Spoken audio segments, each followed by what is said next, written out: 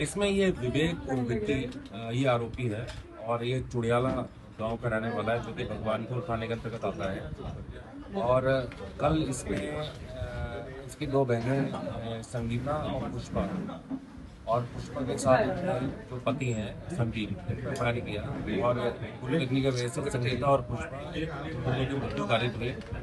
और इसमें जो संगीता का जो बेटा है उसकी तरफ से ये हत्या का प्रयास का मुकदमा लिखवाया गया गंगनगर में।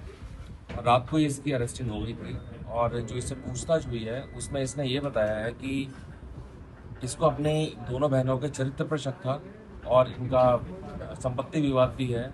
और चरित्र की वजह से ये इसका ये कहना है कि इसका ये मानना है कि हमारे परिवार को समाज ने अलग थलग कर दिया, हमसे बातचीत नहीं करते थे और बहनों की वजह से हमारी बदनामी हुई थी समाज में। इसलिए इसने ये वेपन एक अरेंज किया मुजफ्फरनगर से और कल पहले बड़ी बहन और फिर छोटी बहन के पास गया और वहाँ पे इसने फायर किया और गोली लगने की वजह से मृत्यु कर दी। और इसमें एक एडिशनल इंफॉर्मेशन ये है कि विगत में ये कनकल थाने से जो हमारे प्रदेश का नकल विरोधी कानून है उसमें ये जेल भी गया है और 13 महीने पहले भी जेल रह के आया है। और पूर्व में ये कोचिंग चलाता था अपने भाई के साथ। अब वर्तमान में कोचिंग इसने बंद कर दी थी और कोचिंग संचालक के रूप में इसके द्वारा अपराध किया गया था जिसमें कि कनकल थाने से जेल गया था। और वर्तमान में चुड़ैला रह रहा था, इसकी शादी नहीं हुई है और इसका एक भाई है वो विकासनगर में नौकरी करता है और दोनों बहनों को कल इसने फायर किया गोली मार।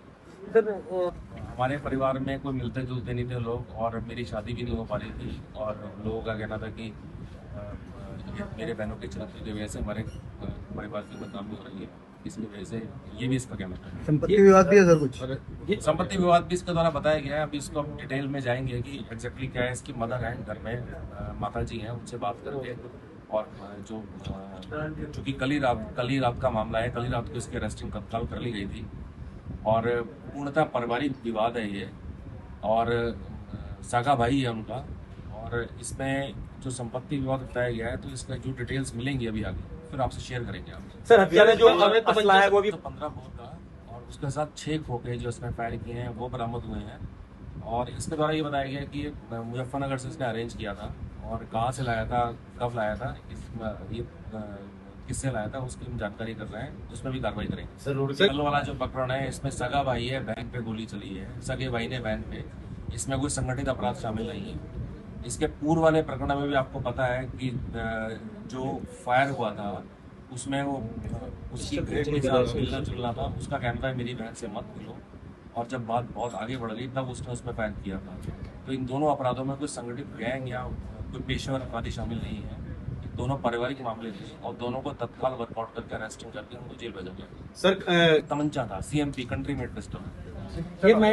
ये दोनों बहनें मैरिड थी और इनकी बागपत शादी हुई थी, फिलहाल ये रुकी रह रही थी।